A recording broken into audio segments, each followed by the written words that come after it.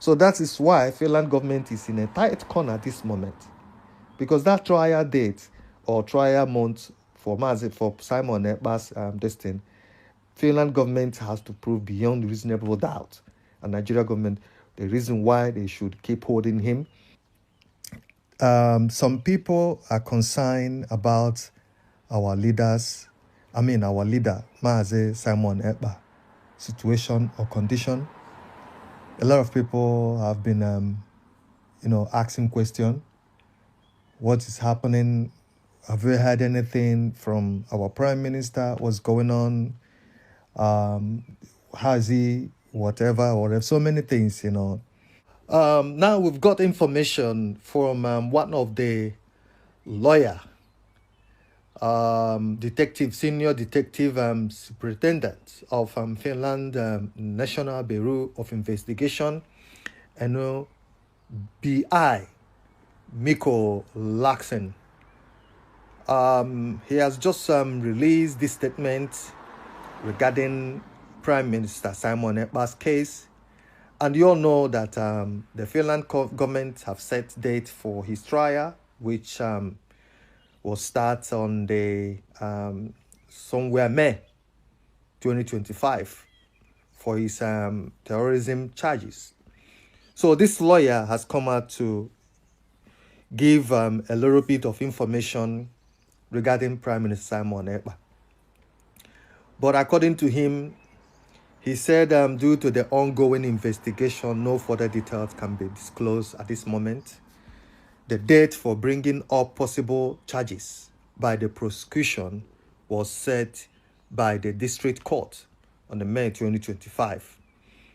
Mikko Laakson goes on to say, also revealed that Ekpa and the Finnish authority may request a revaluation of his detention in 2 weeks' time, depending on the progress of the investigation.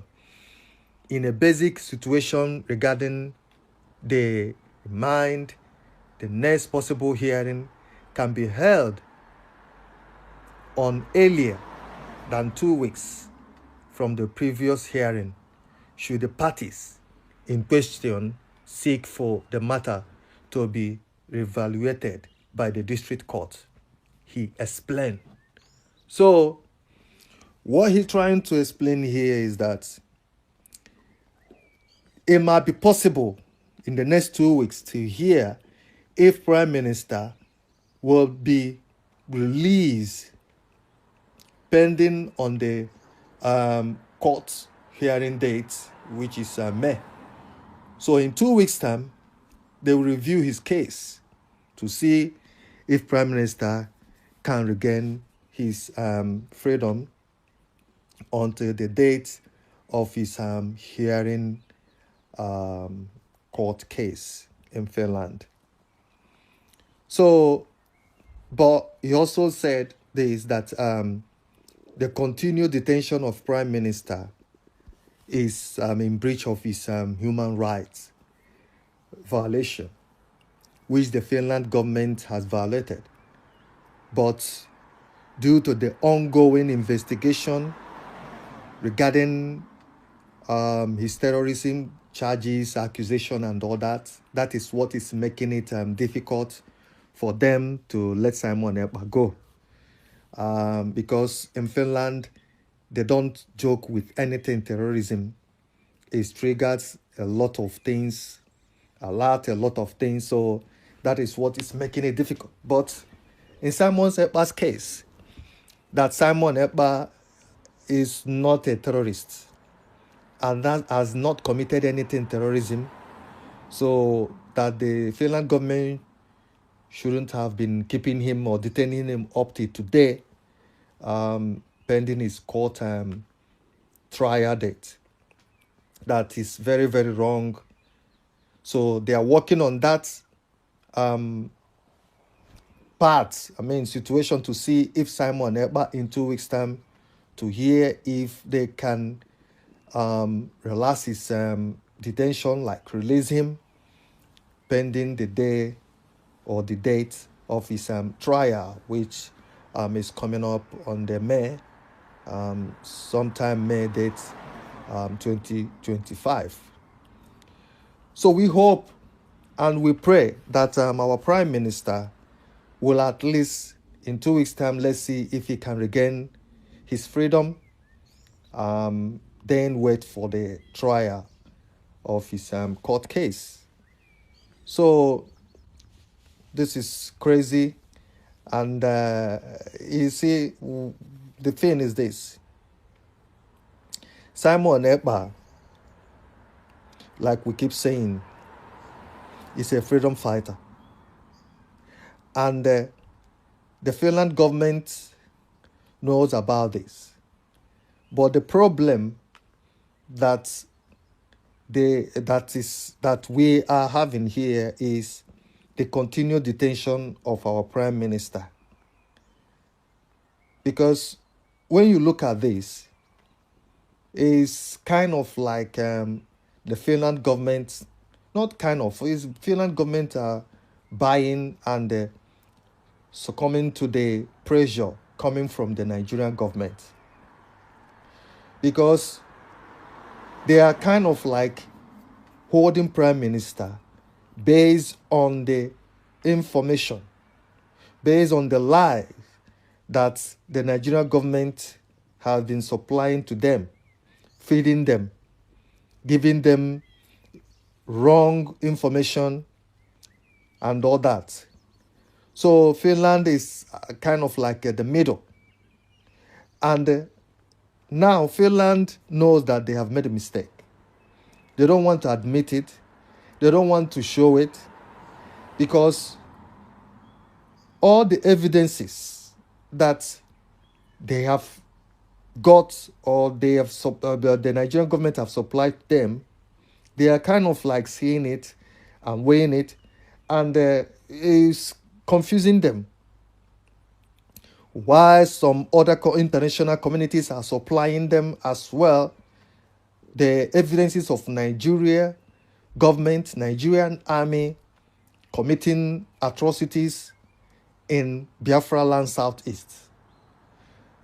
That was the reason why Prime Minister Simon Ekpa started this agitation to protect his people, to protect Biafrans.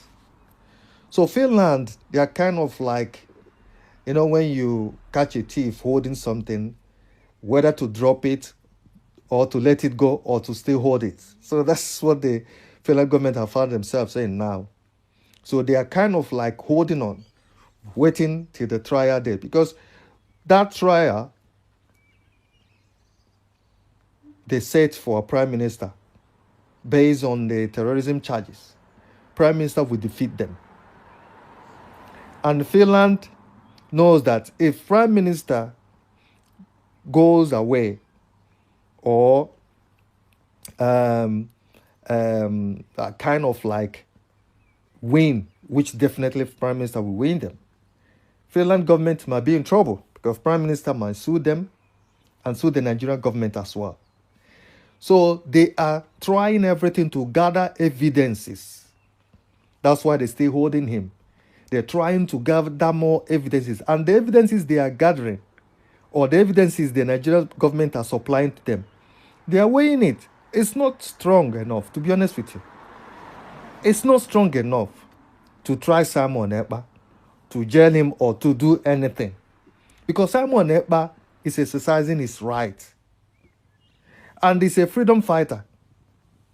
So you cannot jail someone based on the accusations that you are getting from a state that is well known for their, atrocities, human rights record, and all that kind of thing.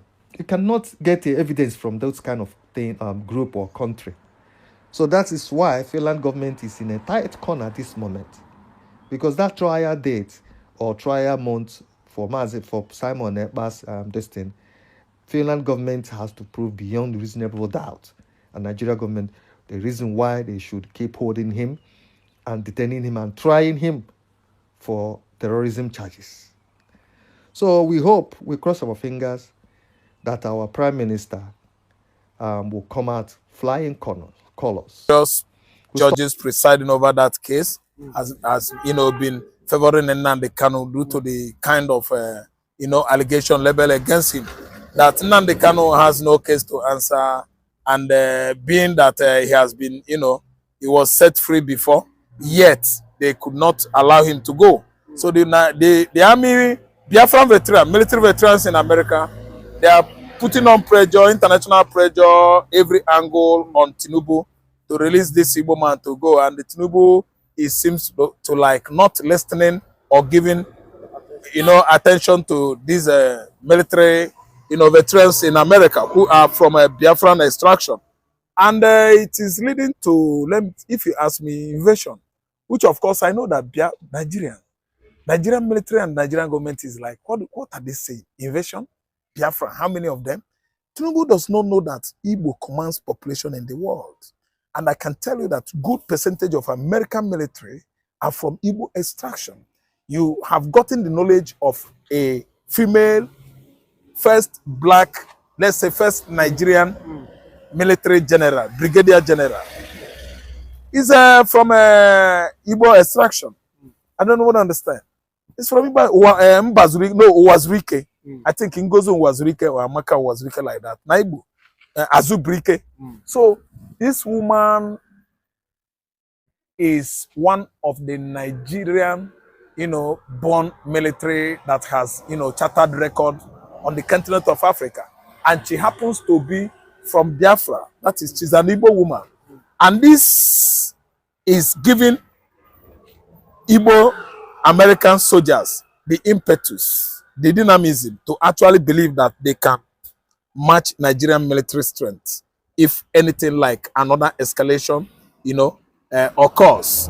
So that's why we have been, imploring, and joining federal government of Nigeria to understand that it is better we command, we conduct, referendum peacefully without having bloody confrontation. So Biafra liberation invasion of Nigeria, some persons from certain circles, from certain area, think it is impossible. But I'm telling you, I'm an Igbo man, that there is nothing with God that is impossible. And again, having to do with Igbo man has gone too far on the continent of Africa to the level that Igbo man can do anything. In Nigeria, Nigeria is not up to anything to Igbo man. Who is the person that will withstand the Igbos on this continent of Africa? Who is the person that can withstand the Igbos in Nigeria? There's no other tribe. Yes. The Fulanis. They are what? Terrorists. Who are the terrorists? The terrorists are sadists. Who are sadists? The sadists are cowards. Igbo man is never a coward. Igbo man will tell you, I am coming in the afternoon. In the afternoon, you will see Igbo man.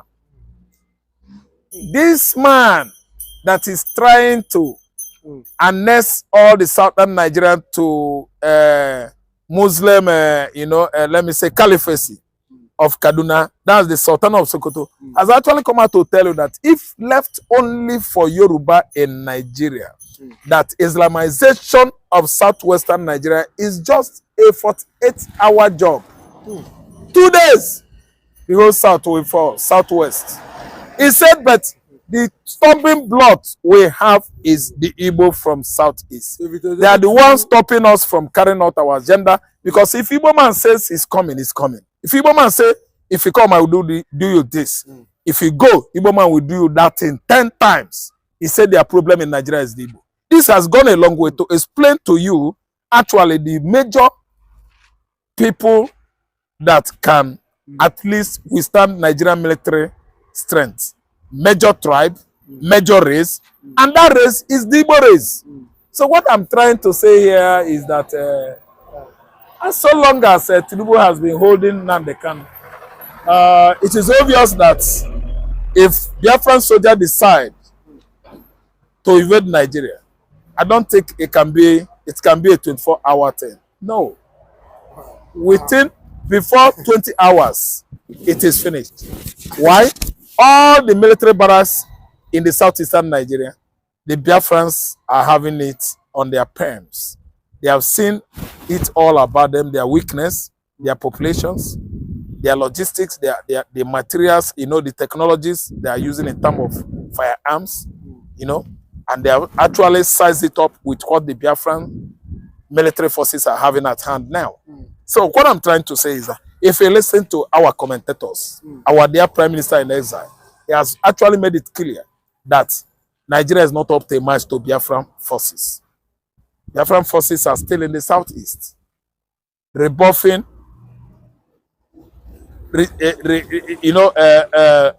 rebuffing, resisting all the Nigerian military forces move to invade Abia, to attack most of their hideouts in the southeastern Nigeria, even up to Bakassi Peninsula. They actually come and go. They actually come, and they actually have been resisted various times. I mean, Nigerian military forces. So what I'm saying is that it is not a boastful thing. It's not a boastful statement. They are not saying it on the fact that they are being transonical or trying to boast. They are saying it based on the kind of military strength that Biafra has actually built in the recent time. When they actually paraded their military equipment, technology, it was too obvious they did not do it right inside the bush.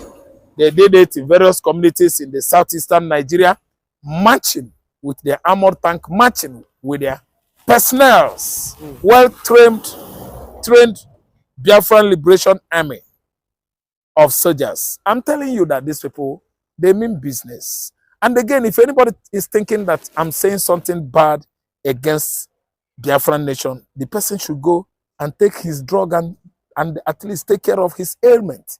I am somebody that is promoting Nnamdi Kanu as leader of Biafran IPOB agitation. And agitation, to me, it is not an abomination. On a global platform, it has been certified that IPOB group, they are the most peaceful agitator or agitation group in the world. So what I'm trying to say that Simon Ekpa is doing the right thing because he's defending his father's land. Nnamdi Kanu is doing the right thing. He is fighting the cause of the Igbo man. Ngozi Orebeze is doing the right thing because he's trying to do what? Replace and play the important roles Simon Ekpa had been playing in the past because he is now, in. And if anybody is trying to say that I'm supporting Orebeze, that I'm supporting Okere, that I'm supporting Ekpa, he will do me this, he will do me that. Let's turn and get it on your ear. I support the Biafran cause. I support all the Biafran faithfuls. I support all the individuals that are fighting for Biafra, supporting them materially, financially, and otherwise in diaspora and in Nigeria. And I happen to be from the land of Biafra and Anambra man. If anybody is thinking that maybe you are fighting Ekpa, you are fighting Enand, you are fighting Okere, you people are fighting yourself, you are just denting our names and integrity on a platform of the globe. Under the global platform, you should at least present yourself as an object of sacrifice. What? The truth, decency and modesty.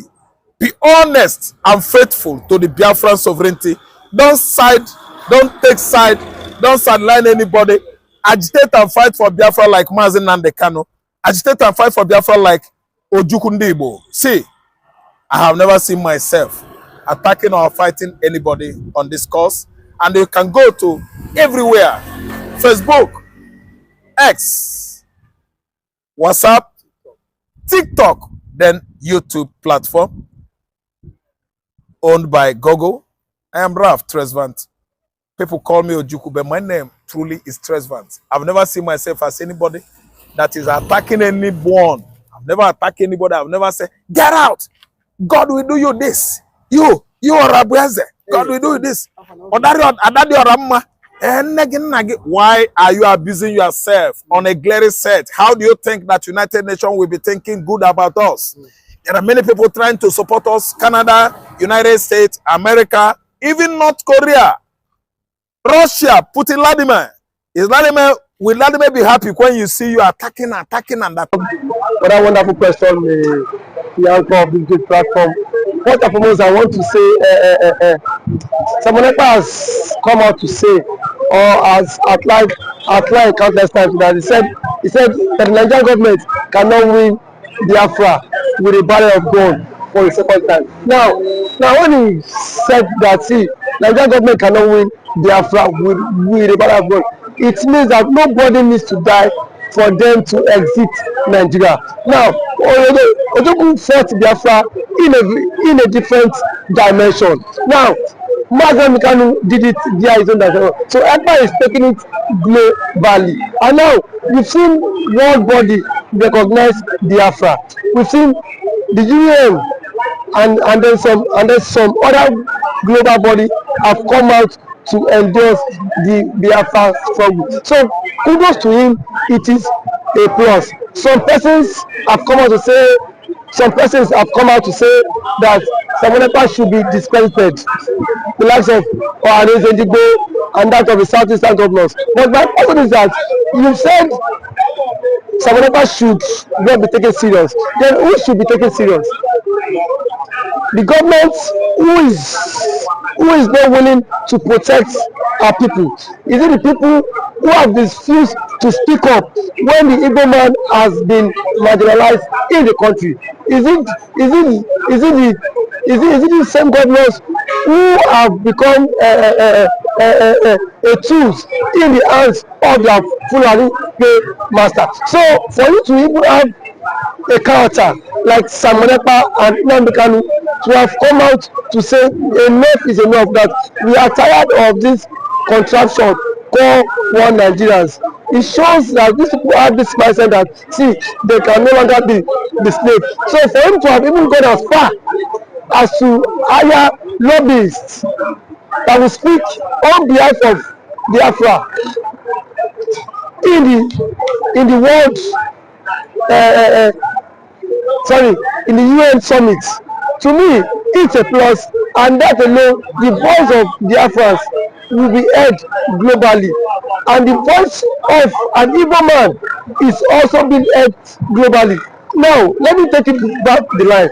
When Southern Sudan and South Sudan wanted parted ways, nobody killed each other. Nobody go through the route of violence. It was done amicably. So Simon Ekpa is doing it amicably for him to convince world leaders that this thing is possible. And when the